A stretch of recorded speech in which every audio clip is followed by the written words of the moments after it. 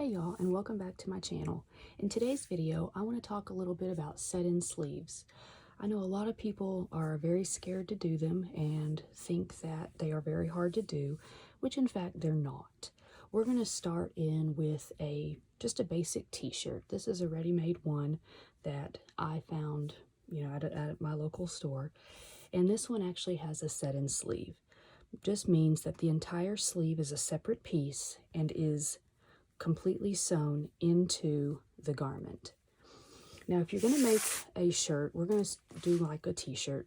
There's lots of patterns out there. This happens to be one of my favorite. It's just a basic t-shirt with some different sleeve variations, but it has the set-in sleeve. Now, on a pattern like this, you basically would have 4 pattern pieces for this t-shirt. You would have your front pattern piece and your back pattern piece, which generally the only differences on this piece is going to be the fact that the front would have a lower neckline than the back, and generally the front armhole is a little bit narrower than the back armhole because of the fact that the back of your body is a little bit wider. So if you see them, if I lay them together like this, you can see that. Here's the back neck hole. It stands up farther than your front neck hole. And your back armhole will actually go in closer to your body than your front armhole, which sits out more. You will also have a set-in sleeve pattern. So on your set-in sleeve pattern, this part here is what will get sewn into your armholes. This part here is actually the length of your sleeve. Now, some patterns you'll find, especially on easy, maybe like a t-shirt pattern for a pajama or something like that, if you were to fold your pattern in half, you'll notice sometimes they're exactly even on here. This one, there's a little bit of difference between the back and the front. The back is going to be notated with the 2 triangles where the front has 1. Usually there is also on these patterns a dot or something that will line up directly with your armhole or your shoulder seam at the top. Now, this one is actually for a gathered sleeve, so that this part here will actually have to be gathered up in order to fit into your armhole sleeve, which is this.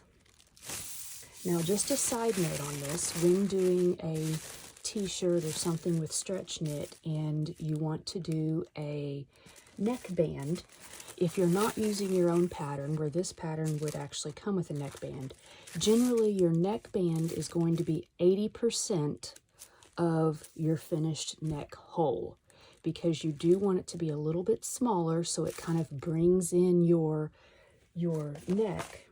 Whereas if you look at this shirt here, you'll see the neckband actually goes in a little bit. So generally it's 80%. So if you measure, after you sew your shoulder seams, if you measure the entire circumference of your neck hole and multiply that by 0.8, that is generally going to be how long your neckband needs to be. The width of your neckband can be whatever you want, because your width is going to be here, and then you'll fold it in half. So if you want it to be 1 inch, you would need to make your width 2 inches plus whatever seam allowance you're making. All right, so here is another sleeve pattern that's in the same simplicity pattern. This one you'll see is quite different from the original one that I showed you, sleeve 5, which is gathered. This sleeve here is actually not gathered. It actually sets in perfectly. And I don't know if you can tell from the picture, but this sleeve number 4 would go on this view here, where there is no gathers up here, whereas the other one, sleeve 5, would go here where there is gathers. Basically, if you want to make a sleeve without any gathers, it needs to fit pretty symmetrically with your armhole. The wider that you make your sleeve, or the more advanced that you make this little U shape here, the more gathers you're going to have to make. So let me draw it for a little bit more simplicity. So generally, you would have the front or the back. This would be the center. Here is your neck, your shoulder seam, and your arm seam, or your armhole.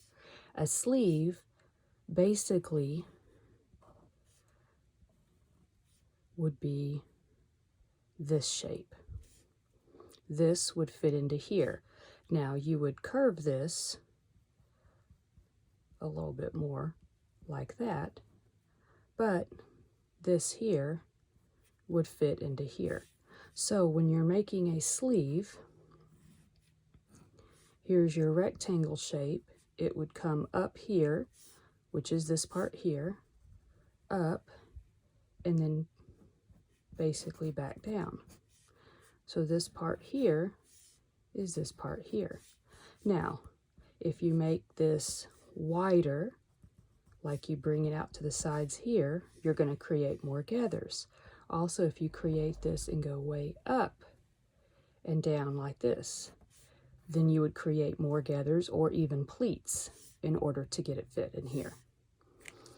The easiest way to set in a sleeve is to sew your back and your fronts together at your side seams. So when you do that, it would look something like that. So you would have your center front, your center back, and then, well, it would help if I sewed it correctly. So here, you would have your underarm seam here and here, and your center front and center back here. Find your center point, match it with the center, and start there. Find your underarm, which would get matched up. You would actually do it right sides together. So your underarm, which you get matched up here and here, and then the same thing on the other side. And then this fullness between this point and this point would get eased into here. The reason I say start with a stretchy fabric like a t-shirt is because you can pull and stretch slightly in different places and get it to fit much better than if you're trying to attach a woven sleeve. A woven sleeve, it's usually always easier to attach on a woven fabric if it's gathered.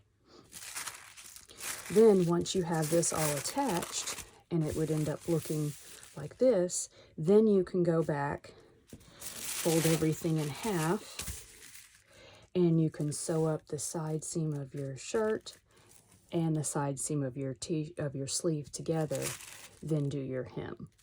That's just kind of an easy way to think about sleeves. There are lots of tutorials and videos out there on how to create your own pattern using a garment you already have or using your body measurements. And there's also videos on physically how to sew in your sleeve. So I hope this helps, and I hope you will try a set-in sleeve on a garment.